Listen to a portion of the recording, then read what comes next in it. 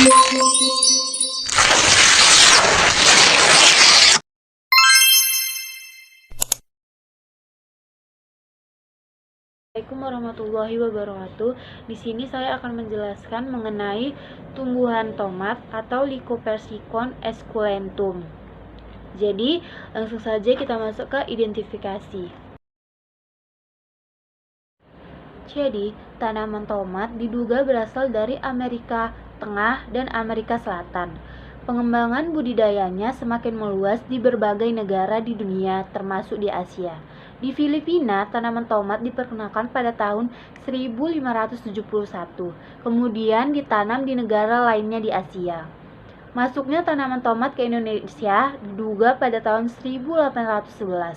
Tomat memiliki akar tunggang, akar cabang, serta akar serabut yang berwarna keputih-putihan yang menyebar ke semua arah hingga kedalaman 30-40 cm.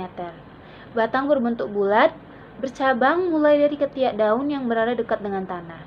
Tanaman tomat lebih banyak ditanam di dataran tinggi atau 700-1500 mdpl. Pada suhu tinggi atau dataran rendah, produksi lebih rendah dan buahnya pucat. Tanaman tomat memerlukan intensitas cahaya matahari sekurang-kurangnya 10-12 jam setiap harinya.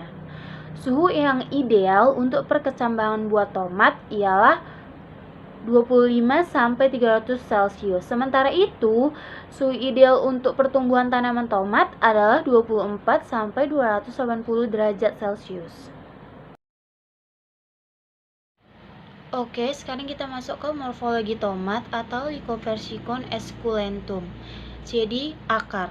Tanaman tomat memiliki akar tunggang, akar cabang, serta akar serabut yang berwarna keputih-putihan dan berbau khas. Perakaran tanaman tidak terlalu dalam, menyebar ke semua arah hingga kedalaman rata-rata 30-40 cm.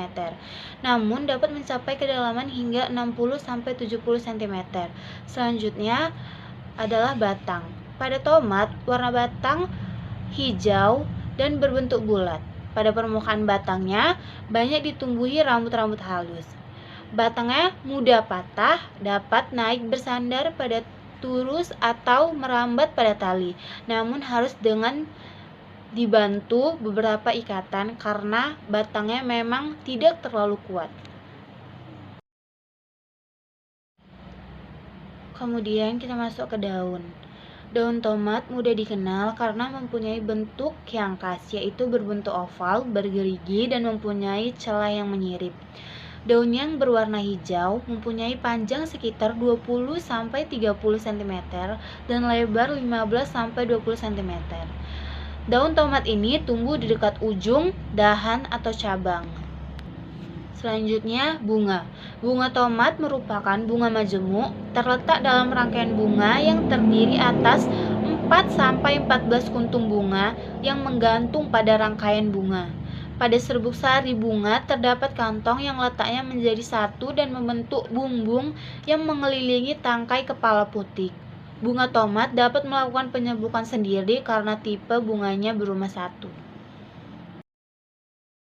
Kemudian buah. Buah tomat adalah buah buni selagi masih muda berwarna hijau dan berbulu serta relatif keras. Setelah tua berwarna merah muda, merah, atau kuning, cerah dan mengkilap, serta relatif lunak. Bentuk buah tomat beragam, antara lain yaitu lonjong, oval, pipi, meruncing, dan bulat. Diameter buah tomat antara 2-15 cm tergantung varietasnya. Kemudian kita masuk ke biji. Biji tomat berbentuk pipih, berbulu dan berwarna putih, kekuningan, dan coklat muda. Panjangnya 3-5 mm dan lebarnya 2-4 mm. Biji saling melekat, diselimuti daging buah, dan tersusun berkelompok dengan dibatasi daging buah. Jumlah biji setiap buahnya bervariasi tergantung varietasnya.